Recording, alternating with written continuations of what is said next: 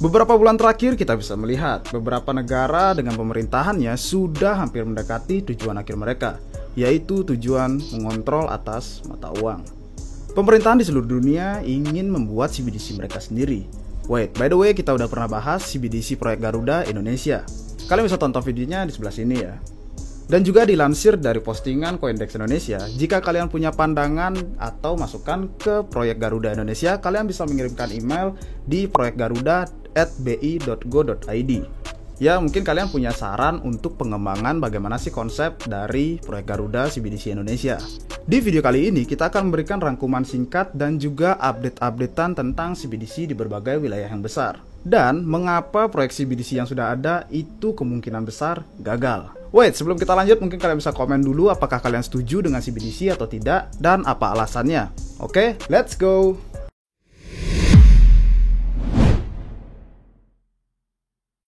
Oke, kita lanjut tentang CBDC. Apa itu CBDC?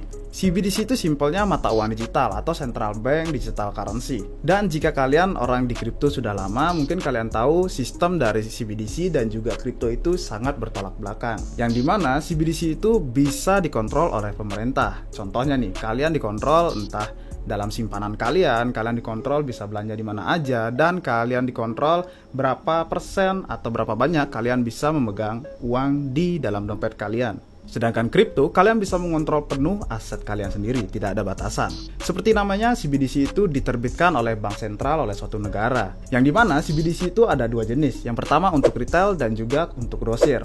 Tapi kebanyakan negara itu lebih fokus ke CBDC retail. Maka dari itu, kita akan lebih fokus membahas tentang CBDC retail di video kali ini. Ya karena kalau kita lihat mungkin CBDC retail itu mempunyai distopia yang serius. Seperti yang saya bilang tadi, kontrol penuh atas mata uang. Oke, mengapa kontrol penuh? Oke, mari kita jabarkan sedikit ya konsepnya. Pada dasarnya itu karena sistem keuangan itu tidak stabil, teman-teman. Jadi satu-satunya cara untuk menstabilkan ekonomi itu harus ada kontrol gitu kan. Nah, mengapa sistem keuangan itu tidak stabil gitu?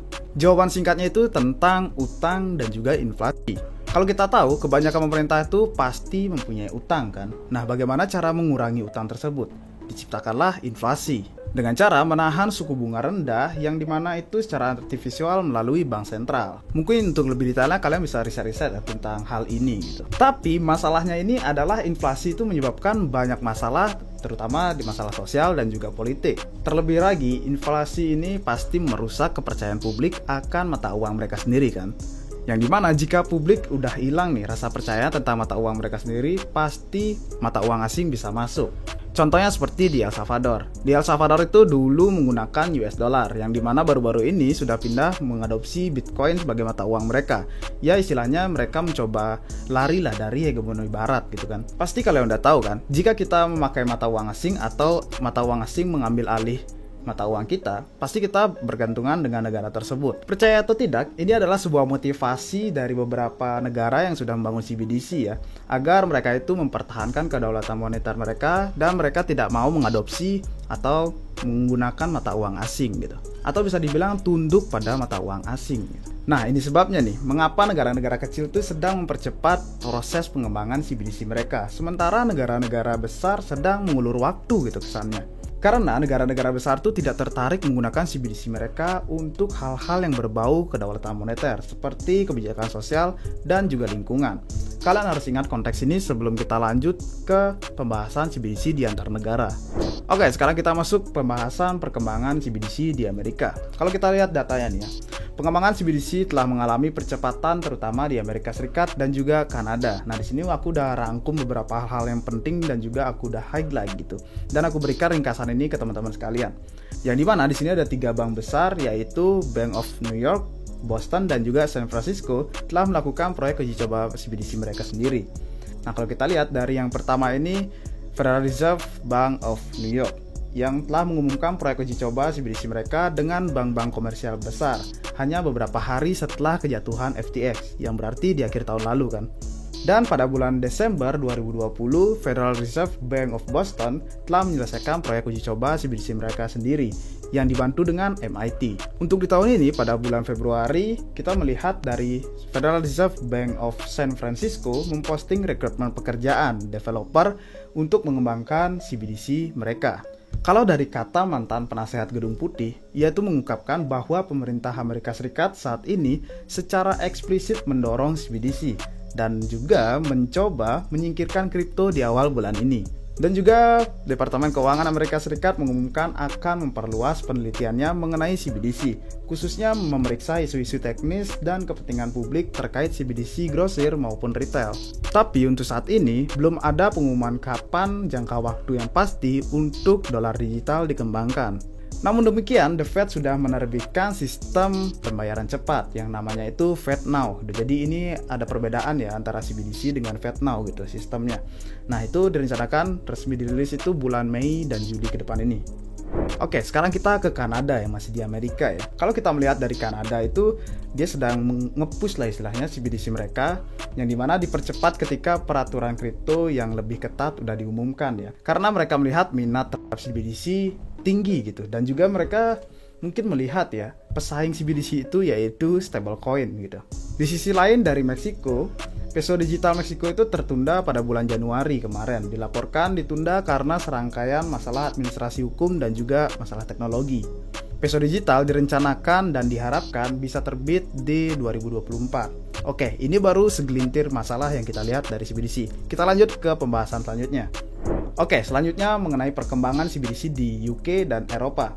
Kalau kita lihat dari UK, Bank of England menerima aplikasi untuk dompet digital pada Desember 2021 kemarin dan merekrut orang untuk mengembangkan pound digital yang disebut Bitcoin pada Januari 2022. Dan kalau kita lihat dari Februari dan Maret 2022, Bank of England ini mengumumkan punya rencana untuk membatasi kepemilikan pound digital yang dimana katanya ini mampu mencegah bank run.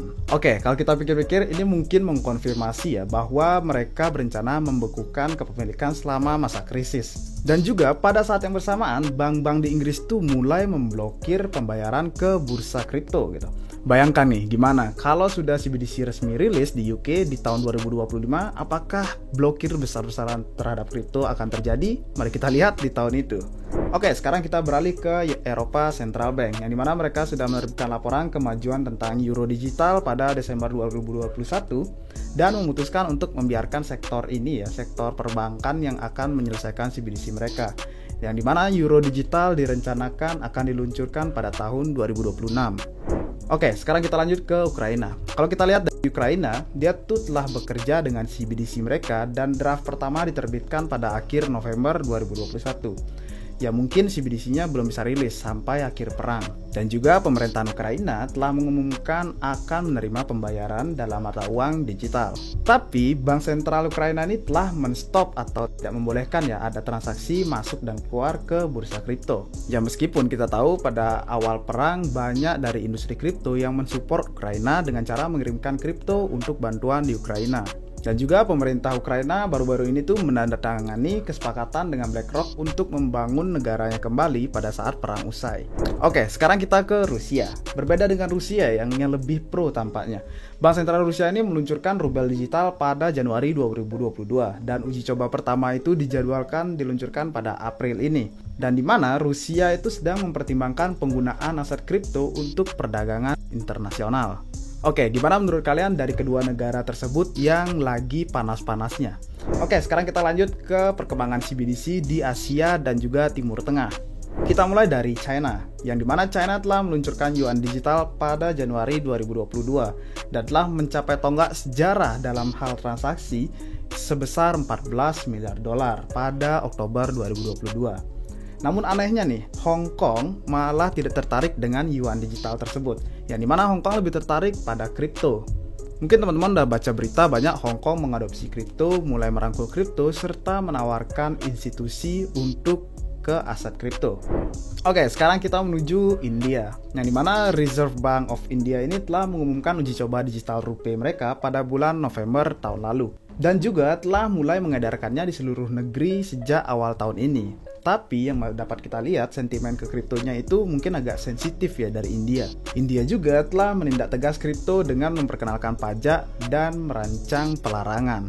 Oke, sekarang kita masuk ke Singapura dan Jepang. Kalau kita lihat dari Singapura nih, otoritas moneter Singapura itu sedang merencanakan atau mengerjakan CBDC retail mereka dengan Federal Reserve Bank of New York. Dan untuk Jepang, mereka akan melakukan uji coba CBDC mereka di bulan depan. Kalau dilihat dari target di Jepang, mereka mempunyai target di tahun 2026 sudah beredar CBDC secara luas atau penuh. Oke, kita lanjut ke Kazakhstan. Kalau kita lihat dari Bank Nasional Kazakhstan ini mengumumkan pada bulan Oktober lalu ya, mereka akan membangun CBDC mereka di atas jaringan BNB Chain. Dan juga telah melakukan uji coba terhadap CBDC pada awal tahun ini, yang dimana target mereka pengedaran penuh pada tahun 2025. Oke, sekarang kita melihat Turki. Turki itu sudah menyelesaikan uji coba CBDC mereka pada bulan Desember tahun lalu. Ya, mengingat negara mereka juga telah mengalami inflasi yang sangat eksponensial kan. Sedangkan kalau kita lihat dari Uni Emirat Arab itu mereka sudah mengumumkan pengedaran CBDC mereka pada bulan Februari, dan juga mereka berharap dapat mengoperasikan CBDC mereka secara penuh di tahun 2026. Tapi untuk sekarang ini Arab istilahnya masih memantau lah, masih agak santai dikit karena mereka belum ada rencana yang konkret untuk meluncurkan CBDC-nya sendiri. Oke, sekarang kita ke Australia. Berbeda dengan Australia nih guys. Kalau kita lihat dari Australia ini lebih terbuka untuk kripto sebagai pengoperasian CBDC mereka. Dan juga kalau kita lihat dari bank sentral mereka itu punya target bisa autopilot lah CBDC mereka itu di pertengahan tahun ini.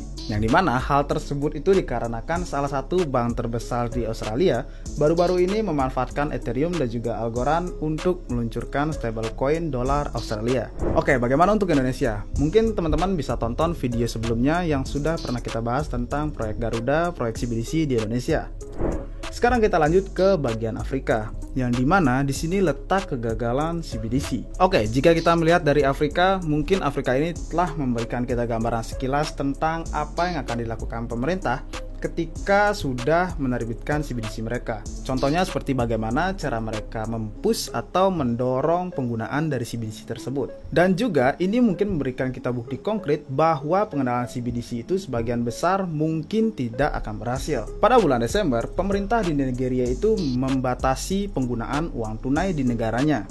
Hal ini dilakukan agar orang-orang mulai mengadopsi CBDC. Yang dimana secara tidak langsung pemerintah memaksa orang-orang untuk mengadopsi CBDC karena tunai sudah dibatasi jumlahnya. Kalau kita lihat pada data, pada bulan Februari tahun ini adopsi tidak meningkat dan juga pasokan uang tunai malah menurun. Namun alih-alih mengakui kekalahan, pemerintah Nigeria itu mencoba memperbarui e-naira mereka dengan bantuan dari perusahaan Amerika. Tapi baru beberapa hari yang lalu Mahkamah Agung malah menolak, yang dimana mereka menyatakan bahwa penggunaan tunai lebih baik bisa digunakan hingga akhir tahun ini. Yang dimana kalau kita simpulkan warga Nigeria ini sedang melakukan upaya untuk meyakinkan pemerintah dalam hal agar tetap mempertahankan penggunaan uang tunai. Dalam artian bukan berarti dia tidak setuju gitu atau menolak CBDC. Dan juga mereka memprediksi negara manapun yang merilis CBDC pasti akan merasakan kesulitan dalam hal ini. Oke, kita ke studi kasus selanjutnya, bahwa beberapa negara itu telah menunjukkan bahwa CBDC memiliki potensi masalah. Misalnya, Iran telah membukukan akun bank wanita di negaranya. Kemungkinan akan lebih buruk jika hal ini terjadi pada saat CBDC sudah berada di beberapa negara atau penggunaannya di masa depan. Ada juga masalah netralitas, yang dimana ketika bank sentral tidak setuju menggunakan CBDC asing, mereka dengan gampangnya akan memblok akses dari CBDC tersebut. Oke, lantas apa impactnya jika hal tersebut terjadi? Mungkin yang dapat kita lihat dari sekarang, mungkin orang-orang bakal beralih ke kripto. Karena di kripto kalian bisa mengontrol penuh aset kalian di dalam dompet kalian. Tidak ada yang batasi, tidak ada yang mengatur, dan kalian bisa menggunakannya kapan saja. Selain itu yang pastinya lebih netral dan juga kredibel. Oke, gimana menurut kalian guys dari pembahasan kita tadi mengenai CBDC dan juga update-nya serta masalah yang mungkin kita hadapi ke depannya? Silahkan komen di bawah. Oke guys, thank you udah nonton sampai akhir. Jangan lupa like dan subscribe biar gak ketinggalan konten-konten menarik dari Republik Rupiah, dan sampai jumpa di video selanjutnya. Cheers!